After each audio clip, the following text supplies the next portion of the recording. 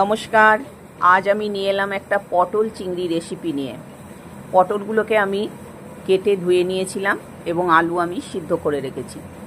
গরম তেলের মধ্যে দেখো আমি কিছুটা হলুদ দিলাম এবং পটলগুলোকে আমি তেলের মধ্যে দিয়ে দিলাম। গরম তেলের মধ্যে হলুদ দিলে যে কোনো ভাজার সময় তাহলে তোমাদের গায়ে কোনো দিন তেল ছিটে আসবে না, তাই গরম তেলে কিছুটা হলুদ দিয়ে দেবে। এরপর আমি দেখো চিংড়ি মাছগুলোকে ভেজে নেব। চিংড়ি মাছগুলোকে আমি দিয়ে দিলাম। আমার এগুলো বাগদা চিংড়ি ছিল। চিংড়ি মাছগুলোকে বেশ সুন্দর করে আমি ভেজে নিলাম। আমার কমপ্লিট ভাজা। এরপর আমি এটাকে তুলে নেব। এরপর তেলের মধ্যে দেখো গোটা জিরে দিলাম এবং টমেটো কুচিটা দিয়ে বেশ সুন্দর করে একটু নাড়ার পর দিলাম পেঁয়াজ রসুন বাটা।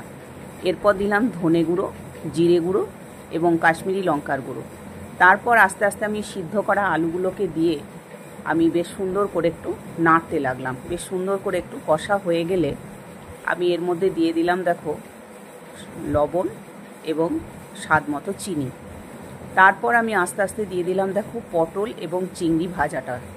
তারপর আস্তে আস্তে সেটাকেও আবার কিছুটা নেড়ে চেড়ে দিয়ে দিলাম আমি জল। তারপর আস্তে আস্তে সেই জলটা ফুটে বেশ সুন্দর একটা গ্রেভি তৈরি হলো। এরপর আমার তৈরি হয়ে গেল পটল চিংড়ি রেসিপি।